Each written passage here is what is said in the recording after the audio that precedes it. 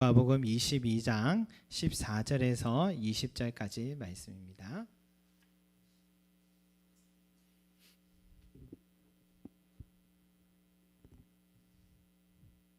제가 한 절 여러분 한 절 서로 교독하겠습니다. 때가 이르매 예수께서 사도들과 함께 앉으사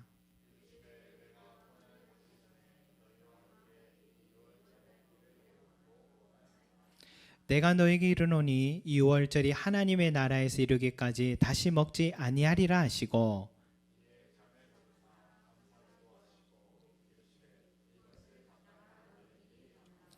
내가 너에게 이르노니 내가 이제부터 하나님의 나라가 임할 때까지 포도나무에서 난 것을 다시 마시지 아니하리라 하시고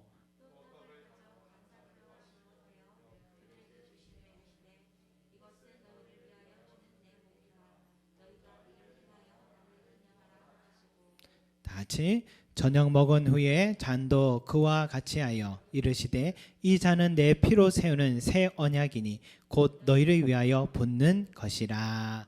아멘. 여러분 오늘 이 말씀은요, 우리 예수님이 십자가의 때가 가까워진 것을 아시고 제자들과 다락방에 모여서 고난의 잔 또 고난의 떡을 나누셨습니다. 방금 우리가 함께 또 나누었던 이 성찬식과 같이 여러분 이것을 기념하는 시간이 바로 오늘 이 말씀과 같은 시간입니다. 여러분 예수님께서 이것을 꼭 제자들에게 또 기념하라라고 그렇게 하셨는데 그것이 오늘 우리들도 기념하고 있는 것이죠. 여러분 이 시간을 통해 우리 예수님께서 나를 위해 죽으셨다라는 것을 우리는 꼭 기억합니다. 또 포도주 잔을 받으며 예수님의 피를 마시고 떡을 떼고 예수님의 살을 먹습니다. 여러분 이것을 통해서 예수님과 내가 하나가 되고 예수님의 또 거룩함이 나의 거룩함으로 바꾸어주는 그런 시간이 되는 것이죠. 그런데요, 제가 오늘 이 추수감사주일에 왜 이 고난주간에 묵상할 만한 이 말씀을 함께 나누게 됐느냐, 그 이유는 고난의 길 위에서 드린 이 예수님의 감사 기도 때문이었습니다. 이에 잔을 받으사 감사 기도하시고 또 떡을 가져 감사 기도하시고 라는 이 말씀이 참 인상적이에요. 누구보다도 이 잔의 의미 아시는 예수님, 누구보다도 떡의 의미를 잘 아시는 그 예수님이 자신이 이제 흘려야 될 그 피, 자기의 몸이 뜯어내는 그 살을 지금 알고 계시는 그 잔악한 고문의 십자가형, 그 십자가의 길을 걸어가시는 분이 지금 애통하는 기도를 드려도 풀리지 않을 그 두려움이었을 텐데 어떻게 그 가운데서 감사의 기도를 올려드리고 계시는 걸까? 이해가 가지 않았어요. 그 일이 정말 감사한 일이긴 할까? 그런 생각 들어요. 입장을 한번 바꿔서 내일 내가 참 억울하게 형장에 끌려가게 되는 내 입장이다라고 여러분 한번 생각해 보면 과연 그게 가능한 일일까? 비교할 수는 없는 일인데 제가 끌려가는 느낌이 어떤 건지 군 생활 때 한번 경험한 적이 있는데요. 오래전에 군에 입대해서요, 한 군대 훈련이 한 6주 차 이렇게 하는데 한 4주 차였던 것 같기도 하고요. 그때 논산 훈련소에서 화생방 훈련을 한다고 그렇게 합니다. 그런데 이제 화생방 훈련장 앞에서 또 우리 소대가 기다리고 있는데 정말 세상에 한 번도 맡아보지 못한 정말 독특한 냄새가 코를 향하여 오고 있는 거예요. 그리고 그 화생방 훈련장 안에 들어갔던 사람들이 나올 때 보니까 사람들이 뭐 보통 정신이 아니더라고요. 그걸 보면서 괜히 무서워졌어요. 이제 저희 소대 차례가 됐습니다.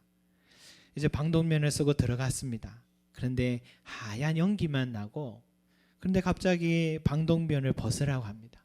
그래서 벗었더니 세상에 한 번도 맡아보지 못했던 그 끔찍한 냄새가 내 코로 들어오는데 눈, 코, 입에서 구멍이란 구멍에서 눈물, 콧물 다 흘러나오더라고요. 그 냄새가 바로 체류탄과 같은 거다, 그런 얘기 들었어요. 그 밀폐된 공간에서 냄새를 맡으며 이제는 군가도 부르라고 하고 정말 나가고 싶은데 사실은 짧은 시간인데 정말 길게 느껴졌습니다.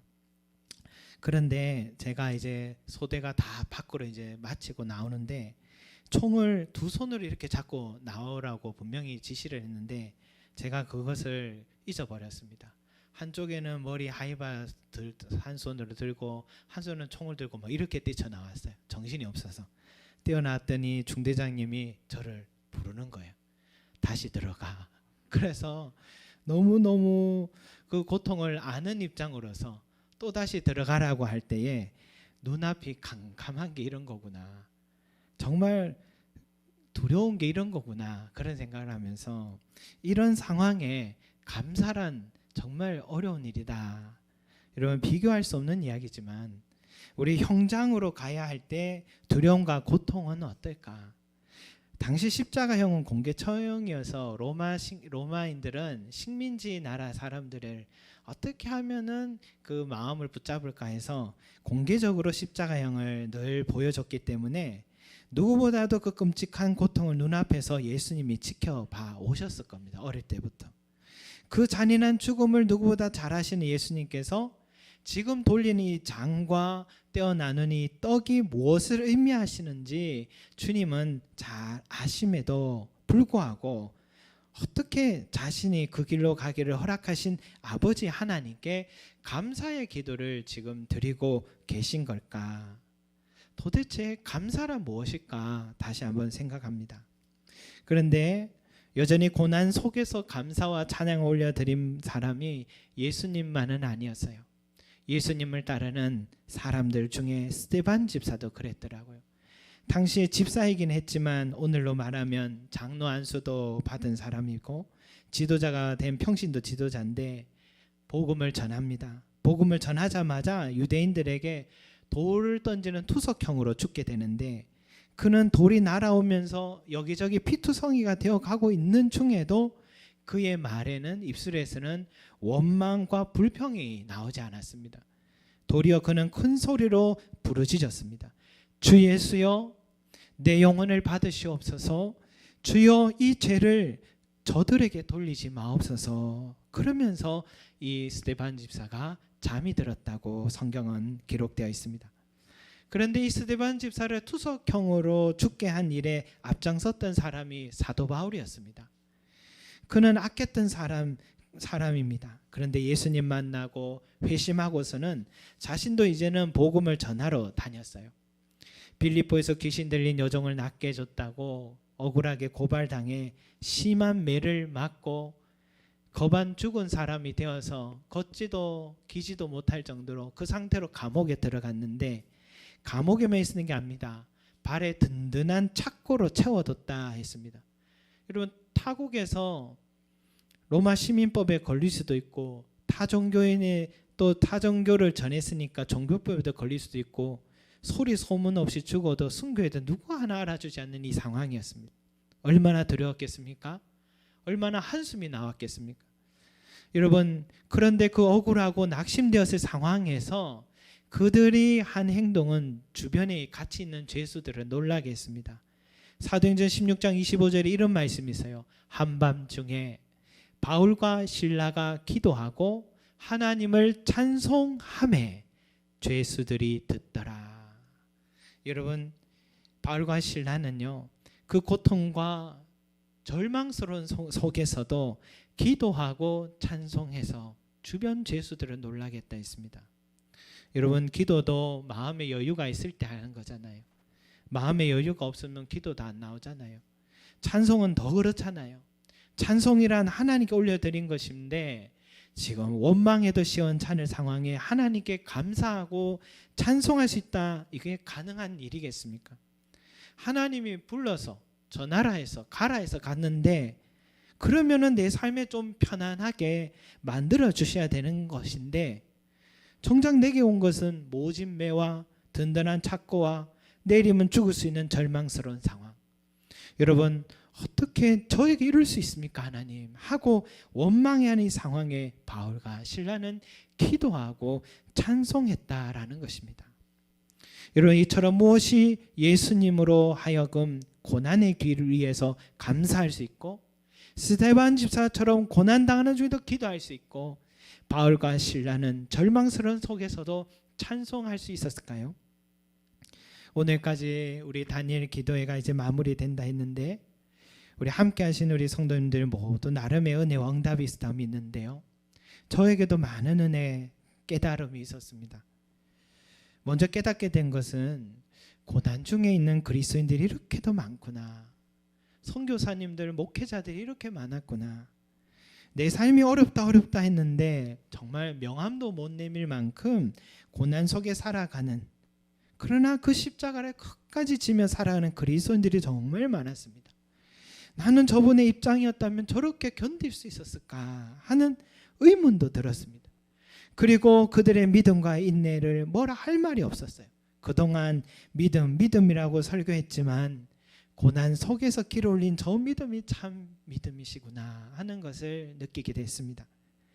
한 분은 필리핀에서 열정적으로 선교하시던 한 선교사님의 가정인데 행복했어요. 사진을 봐도 너무 행복한 가정이었어요. 그런 선교사님에게 갑자기 고난이 찾아왔어요. 어느 날 뺑소니로 온 몸과 뇌 기능마저 손상을 받아 재활하고 휠체어를 타고 있지만 기억력이 없습니다. 그 남편을 위해 사모님이 자기 몸을 다 상해가면서 그저 살아만 있는 것도 감사하셨어요. 그 사모님이 이렇게 말합니다. 모르는 사람이 내 남편을 뺑소니 했지만 또 모르는 사람들이 내 남편을 구조해서 이렇게 병원에 이송해 주신 것 감사했습니다 라고 합니다.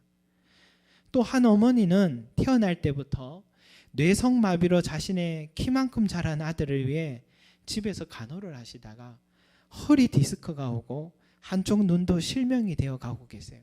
그럼에도 지금도 의식 없는 그 아이에게 대화를 계속하고 세상을 보여주면서 나중에 걷게 될 것을 기대하면서 다리 운동을 지금도 계속 운동을 시켜주고 자신도 허리에 지지대를 감고서 그 큰 아들을 들었다가 세웠다 앉혔다 하면서 이런 말을 하세요. 하나님께서 내게 주신 선물인데 제가 끝까지 키워야죠 라고 그렇게 말씀하십니다. 여러분, 이러한 감사드리는 믿음들 보면서 많이 깨닫습니다. 고난 중에 감사해야 하는 이유를 말해주는 한 간증자의 이야기는 인상적입니다. 바로 김희아 집사님이신데 어릴 때부터 부모님에게 버림을 받아서 보육원에서 자랐어요. 보육원의 삶은 슬프지 않다고 합니다. 오히려 그곳에서 슬펐던 것은 나에게 후원자가 다른 친구, 저 친구들에게는 후원자가 있는데 부모님이 없는 게 슬픈 게 아니라 나에게 후원자 한 사람이라도 있었으면 하는 게 그의 간절한 소망이었대요. 그래서 이렇게 기도했어요. 하나님, 저 사람들이 또 하나님 저에게도 후원자를 꼭 붙여 주십시오. 그리고 이 사람에게는요, 어떤 일이 있었냐면 자기 얼굴에 큰 점이, 이만한 점이 있어서 하나님, 제가 밖에 나갈 때 저 사람들이 저를 보지 않게 해주세요 하고 항상 기도를 했습니다. 그렇게 기도하고 또 하나님께서 은혜 주셔서 또 후원자도 붙여주셨습니다. 초등학교 3학년 때 그 해에 미국에서 한 분이 후원자가 되어 편지를 보내주셨는데 이런 내용이었어요. 사랑하는 희아에게 내가 너를 사랑하고 축복한다. 여러분, 그 어린 소녀가요, 자기의 이름을 불러주는 것만으로도 너무너무 행복해서 1년 364일이 불행했고 단 하루 이 후원자의 편지를 받는 그 생일날만 행복했어도 자기의 이름을 불러주는 그 기쁨 때문에 감사드렸다고 합니다. 중학교 1학년이 됐을 때는 하나님, 선생님이 저를 싫어하지 않게 해주세요. 사춘기라서 머리를 길러 얼굴을 이렇게 가리고 다녔어요. 그런데 선생님이 김희아라는 이름을 불러주셨어요.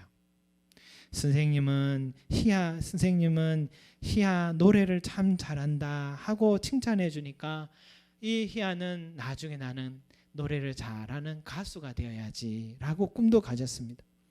어느 날 머리를 바짝 뒤로 묶어서 학교에 왔더니 선생님이 희아야, 머리에 묶으니까 참 예쁘네.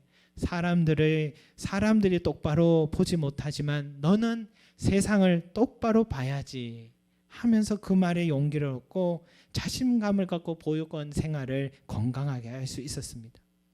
20살이 되었대요. 모두 보육원을 떠나야 했습니다. 그때도 기도했습니다. 하나님, 저의 얼굴에 이 점을 지워주시든지 부모님을 만나게 해주시든지 해주세요 하는 기도를 했더니 원장님은 희아를 따로 불러서 그 모습으로 사회생활이 어려울 것 같아서 희아야, 너 보육원 떠나지 말고 우리와 함께 또 평생 직장으로 같이 일하자 제안해서 자신의 이 점을 이제는 복점이다라고 생각하게 되었다 합니다. 그렇게 졸업 후에 직원으로 보육원 생활을 하며 첫 월급을 가지고 얼굴 점을 빼는 레이저 시술을 하게 됐는데 그런데 되지 않았다고 합니다.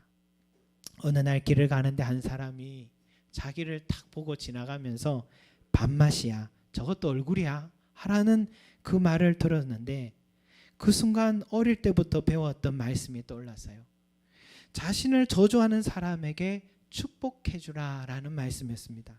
하나님, 저 사람을 축복해 주세요라고 했더니 자신의 마음에 상처가 남지 않는 신기한 체험을 했다 합니다. 그래도요, 사람인지라 그날 밤에 자기 집에 들어가서 너무 서글퍼서 눈물이 났습니다. 자기 얼굴에 이 살갗이 벗겨질 대로 막 문지르기 시작했습니다. 한참을 눈물 흘리며 기도를 하는데 누군가 자신 앞에서 눈물을 흘리고 계시더랍니다. 바로 주님이 자기 앞에서 함께 눈물 흘리고 계시더랍니다. 그때 김희아 집사가 이렇게 기도했습니다. 하나님, 다시는 제 얼굴 때문에 눈물 흘리지 않겠습니다. 제 얼굴을 사랑하게 해주세요. 어느 날 친구 따라 갔다가 같이 차를 마신 한 잘생긴 남자를 보게 됐는데 어떻게 그 사람과 사귀게 됐대요. 갈 때마다 얼굴을 일부러 자기의 이 점을 가리려고 진하게 변장을 해서 화장을 변장을 해서 갔는데 가능하면 적게 만나고 전화만 주고받고 그렇게 했답니다. 그런데 5개월째 남자친구를 만났더니 남자친구와 희아씨 사랑합니다 그렇게 말했어요. 그러면 기뻐해야 되는데 그 말이 무서웠답니다. 나의 맨 얼굴을 보면 어떻게 하나 하는 두려움에 하나님, 제 얼굴에 이 점을 보여줄 수 있는 방법을 좀 가르쳐 주세요. 그렇게 1년이 지났는데 남자친구를 만나는 또 날이 됐어요. 이제 얼굴에 화장을 또 친구 언니에게 또 부탁하러 가는 길에 그 길목에 한 차가 있었는데 그 차가 바로 남자친구의 차였어요. 그 남자친구가 창문을 열고 자기의 맨 얼굴을 보게 된 것입니다. 이제 올 것이 왔어요. 남자친구의 첫 반응 이겁니다. 희아씨, 얼굴이 언제부터 그랬노? 라고 물었습니다. 그러니까 희아씨가 이제는 끝났다, 이게 끝이다 그래 생각하고 이렇게 대답했답니다. 너 만나고부터 그랬다, 그렇게 그랬답니다. 그럼에도 남자친구가요, 그 모습 그대로 사랑해 줬어요. 결혼도 함께 생각하게 됐고 25살 때부터 자신 있게 이제 머리를 묶기 시작했습니다. 그렇게 만난 지 2년이 됐는데 김희아 씨에게 갑자기 코에서 코피가 나기 시작해요. 이비인후과에 가보니까 코 안에 물혹이 생겼으니까 큰 병원에 가보라고 합니다. 큰 병원에 갔더니 조직 검사를 했고 악성 종양이랍니다. 이제 얼굴 광대뼈도 깎아내야 했습니다. 이제 행복하게 살 거라 생각했는데 하나님, 맞은데 또 맞으면 이런 기분일까요? 그래서 남자친구에게 헤어지자고 했습니다. 내 아픔을 알고 남자친구가 나를 버릴까 봐 먼저 헤어지자고 말한 겁니다. 그렇게 수술을 앞두고 입원한 3일째 남자친구가 찾아왔습니다.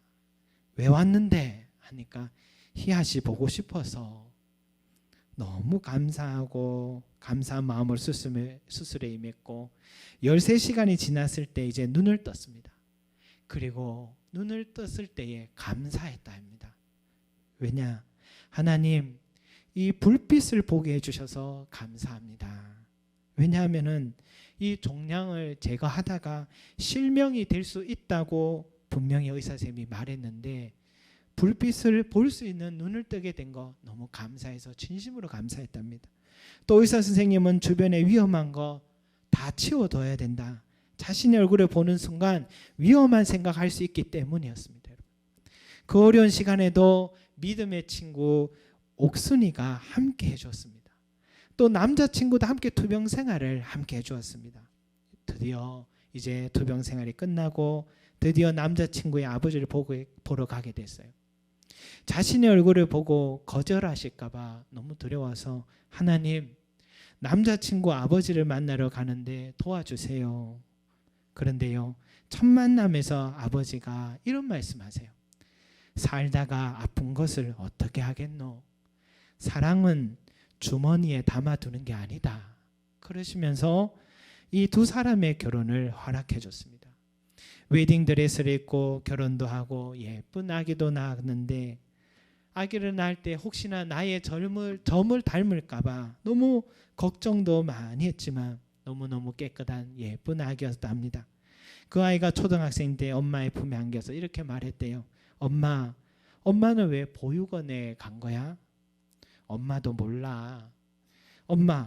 엄마는 엄마가 없어서 너무 불쌍해 하면서 안아주었는데, 그 딸아이가 이제는 21살이 되었고 지금도 늘 얼굴을 비벼주면서 맛있는 것 있으면 꼭 사와서 나눠 먹는답니다. 그 아이를 통해 엄마에게 받지 못했던 사랑을 느끼며 지금도 행복하게 살아가고 계신데요. 그러면서 이렇게 말합니다. 제 삶의 아픔과 고통은 저를 더 많이 감사하게 했습니다. 나에게 달란트는 고난이 달란트라고 생각합니다. 여러분, 이렇게 얼굴에 점이 그대로 있고 눈이 삐뚤어져 있는데도 감사하는 제가 예쁘지 않습니까? 제 인생의 고난의 길을 피하는 길은 감사의 길뿐이었습니다. 그러면서 준비한 악기로 모든 것이 은혜라는 찬양을 연주하는데 얼마나 많은 감동과 감사란 바로 이런 것이구나 하는 걸 다시 한번 깨닫게 해줬습니다. 제가 이 깨달음, 이 감동을 제가 친구 목사에게 나누었더니 그 친구가 자기가 25살 때 선배 전도사님 제안으로 그 자기 교회 청년이 결혼을 하는데 축가를 불러줄 수 있겠냐 해서 동기 친구 둘이서 축가를 불러줬는데 그 결혼식이 김희아 집사님의 결혼식이었다. 그렇게 얘기하더라고요. 그 뜻깊은 자리에 축가 불러준 친구를 칭찬해 드렸습니다. 여러분, 사랑하는 성도 여러분, 우리가 지난날 베푸신 은혜를 생각하면 모두 감사한 제목밖에 없습니다. 모든 것이 하나님의 은혜로 살아왔기 때문입니다. 그러나 오늘 우리가 고난의 폭풍 속에서 어디로 가야 할지 알지 못하고 내 눈물 닦아줄 사람이 없어서 홀로 걸어가야 할 때도 우리는 감사드려야 합니다. 왜냐하면 고난의 그 순간을 이길 힘은 감사함에서만 흘러나오기 때문입니다. 김희아 집사님은 말도 안 되는 고통 속에서도 감사했습니다. 그 감사가 그를 고난 속에서 견딜 수 있는 길을 열어주셨고 인내할 수 있는 힘도 은혜도 허락해 주셨습니다. 왜냐? 바로 그곳에 하나님이 함께 하시기 때문이에요. 고난 속에서 하나님은 절대로 저와 여러분들을 외면하지 않으십니다. 동행해 주십니다. 여러분, 예수님께서 포도주 잔을 나누면서 떡을 떼시면서 자신이 걸어갈 길이 어떤 길인지를 아시면서도 감사의 기도를 드릴 수 있었던 것은 그 고난의 길에 하나님이 함께 걸어가 주시고 힘도 주시고 후에는 더 큰 영광으로 베풀어 주실 것을 믿었기 때문인 것입니다. 스데반 집사도 날아오는 돌멩이를 맞으면서도 감사할 수 있었던 것은 예수님께서 지금 눈앞에서 하늘 위에서 일어서셔서 그 영혼을 맞이하는 환상을 보았기 때문입니다.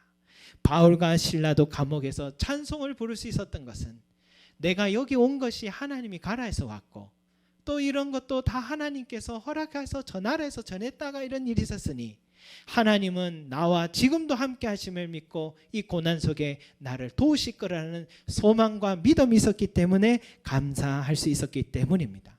사랑하는 성도 여러분, 항상 감사하시기 바랍니다. 하나님께서 나와 함께 하십니다. 하나님은 절대로 나를 홀로 두지 않으시고 내가 힘들고 지치고 외로워도 하나님은 지금도 나를 위해 일하고 계심을 믿으시고 이 시간이 지나면 내 믿음은 정금같이 될 것이고 끝이 없을 것 같은 터널 속에 있는 것 같아도 하나님은 반드시 우리를 위해서 상상할 수 없는 방법으로 내 삶을 건져 올리시고 기쁨으로 넘치는 삶으로 회복시켜 주실 것입니다. 그 신실하신 하나님을 바라보며 항상 범사에 감사하시는 저와 여러분들이 되시기를 간절히 소망합니다. 기도드리겠습니다. 사랑과 은혜가 많으신 우리 아버지 하나님,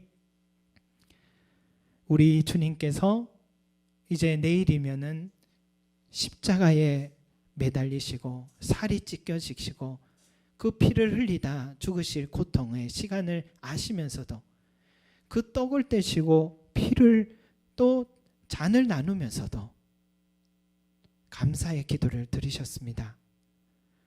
주여, 우리도 주님을 본받아서 그 믿음 갖게 해주시고, 주여, 우리도 살아가면서 고난의 길 속에 있다 할지라도 지금까지 함께 해주시고 은혜로 지켜주신 것처럼 지금도 내 평생에 우리 주님께서 항상 함께 하시며 인도하시고 도와주시고 건져주신다는 이 소망과 믿음을 굳건히 갖는 자 되게 하여 주시옵소서. 고난의 길을 이길 수 있는 힘은 감사함밖에 없다라는 우리 김미아 집사님의 이 신앙을 우리가 본받기를 간절히 소망합니다. 감사드리며 예수 그리스도 이름으로 기도드립니다. 아멘.